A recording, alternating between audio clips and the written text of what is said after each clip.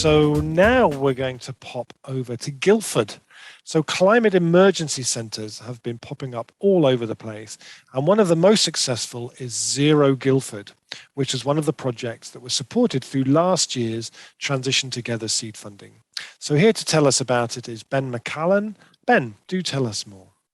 Cheers, Rob. Yeah, I did not ask Rich to hype me, by the way, there when he mentioned Guildford. That was just pure coincidence. Can you do slides for me, please, other Rich?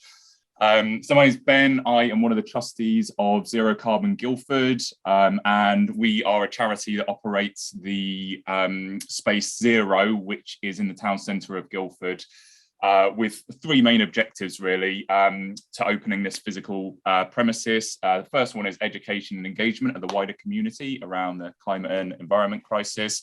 The second is to provide practical solutions that residents, businesses, schools, churches can implement to decarbonise and improve their sustainability. And the third is to try and help promote mental health and well-being support to help provide coping mechanisms for people to face up to the reality of the situation that we face instead of getting overwhelmed by negative emotions and relying on somebody else to do that. Slide, please, Rich. So we're a really new charity. We started these conversations early in lockdown around May, June. We became a charity the same year, later that year, but it took us about 18 months to get keys to a building. And I highly back up what Martin was saying in his talk earlier. It felt quite disappointing at the time that it was taking us so long, but it really helped us build a solid foundation and especially build a really solid bit of network and community, which was absolutely invaluable to giving us a good grounding for moving forward. So once we got the keys, it took us about 8 weeks to refurb the space that we got because it's pretty big and it was a real state. And we opened in November, just gone. And since then, we've got 140 voting members. So through our constitution, we ask for people to vote on the direction of the charity because it's more inclusive than just a bunch of trustees doing it. So that's not our mailing list. That's obviously much bigger. These are actually voting members who can come to AGMs and vote. We've got over 120 approved volunteers. We hit a crowdfunding target of about 25 grand in 3 weeks. We're absolutely blown away by that. Some of that was match funding and gift aid, but we were blown away by that support. And at the end of April, we just served our 5,000th customer via our vegan cafe and shop, which Rich rightly points out is sort of community-led shop. All the profits go back into the charity. Slide, please, Rich. So this is some pictures of the space. So bottom left there, you can see what it was. It was a new look 3 years ago. It's been empty since that. It's massive. It's 16,000 square foot over 3 floors. So it's a huge bit of space. We're open 7 days a week, no paid staff. We run entirely on volunteers, volunteer led and run. Top left, you can see the launch of the national charity, The Jump. If you don't know about Take the Jump, highly advise looking them up. They're great, really easy way for people who aren't particularly engaged to start looking at ways to cut their emissions.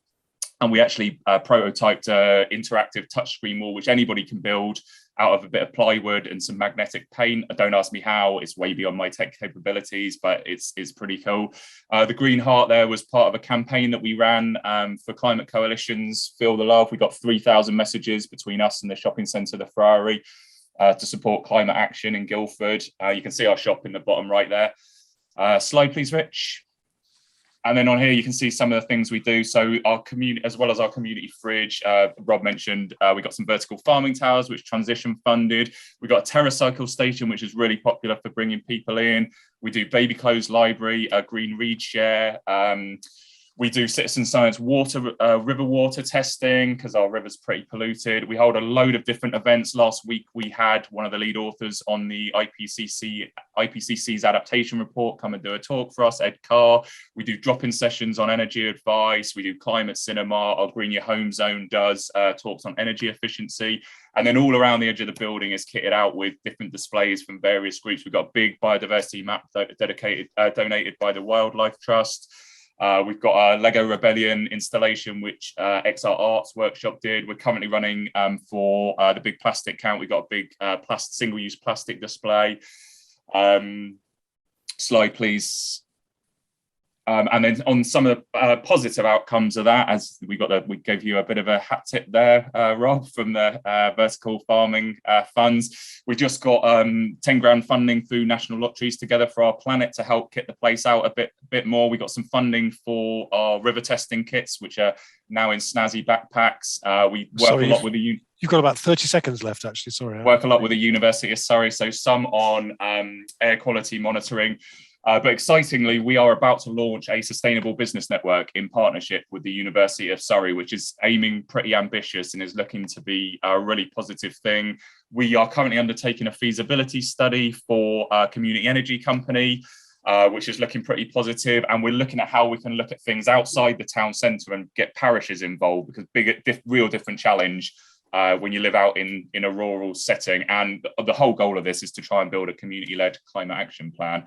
So slide, please. If you want to find out more, when I will be speaking much less quickly, I'm doing a session at midday on Friday with about 90 minutes of interaction about how you do this, how you get it off the ground, how we did it at least, and how you look at what's right for your community. So do come along. We've got a blog on our website, which is a long read, but really details some of this. The 3 biggest tips you can do are build a great network, determine a plan that works for your community, and become a legal entity and just get going. And imagine what you can do without a building, because that can be just as key, I think, as the previous presentation just showed. So yeah, if you want to come along and get involved when I'll be a lot less hectic, then please do join us Friday at 12. Any questions you might have, do get in touch. We've had 25 groups from across the country come and chat to us for advice. We're always there to help people out. And as someone said before, the more of these things we can be trialing in different locations, I think the quicker we can settle on figuring out how we remodel, how we live and work in successful, much lower carbon ways, and share that advice instead of, us all trying one thing and failing at it at the same time nationally. Thank you very much.